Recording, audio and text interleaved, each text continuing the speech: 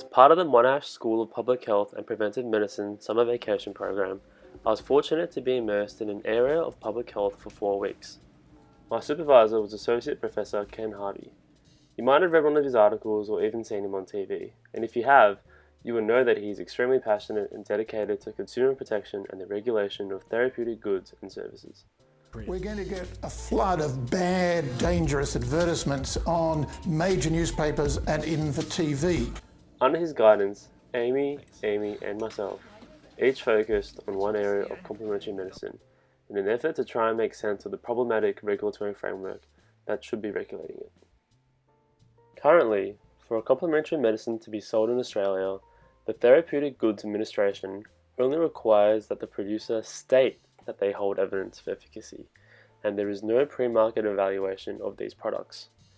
This is different to other medicines which are tested before they can be sold to the public, but to the consumer, the difference is in a single letter you probably would never even notice on the label. That is, without testing, complementary medicines are given an OST-L number, whereas medicines that are tested are given an OST-R number. To further illustrate the shortcomings of the current system, I looked into the area of homeopathy. Even without scientific evidence, homeopathic products are allowed to make numerous health claims based on traditional evidence, only if the product in question has been used historically for over 75 years. However, increasingly, we are seeing the emergence of products that are very misleading. Imagine that you have been having sleep problems, and so you head to your local chemist in the hopes of finding some quick relief. You see a few options, but one stands out to you: melatonin, because you vaguely remember it mentioned scientifically in relation to sleep. And so you purchase your melatonin 6X since it doesn't even need a prescription.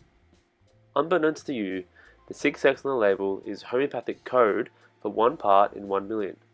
Thus, in each 500 mg tablet, there is 0.0004 milligrams of melatonin.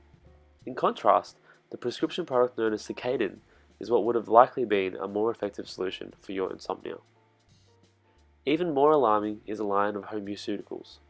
Here, prescription products are intertwined with typical homeopathic remedies, albeit at dilutions that will have no therapeutic effect other than the placebo effect. With the presence of these troubling products, we filed formal complaints with the Complaints Resolution Panel. As part of the process of learning as much as we could, we also interviewed practitioners, spoke with representatives from the TGA, and wrote articles for Croaky that will soon be published. And during the time of the program, the immediate relevance of these issues was highlighted by the Therapeutic Goods Amendment Bill being introduced to Parliament. The bill had a number of contentious points and therefore prompted a Senate inquiry. We prepared submissions relating to the work we had done, and these are now available to view on the government website, alongside a fiery response from the industry. Due to the timing of the Senate inquiry over the Christmas break, no public hearing was conducted. As a result, a civil society hearing was organised at ANU. Here, major stakeholders such as consumer advocates, public health experts, and policy experts discussed specific issues with the bill as well as broader issues with the regulatory system. Amy and I were fortunate to be invited, and we presented alongside Ken.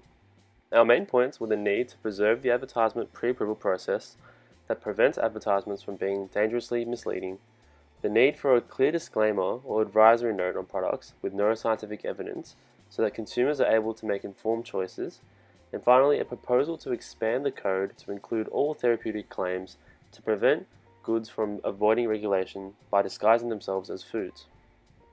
Overall, the entire experience of the summer vacation program was incredible. It really gave me first-hand insight into what goes on at the heart of public health, real-life consequences, and it was refreshing to be able to contribute to these very important conversations. And throughout the whole experience, I got to meet fantastic people, make new friends, and lasting connections. It's shown me the importance of advocacy in public health, especially at the intersection between politics and medicine. So thank you to Ken, Maria, Basha, and the rest of the team at the School of Public Health for making this wonderful experience possible. #SPHPM.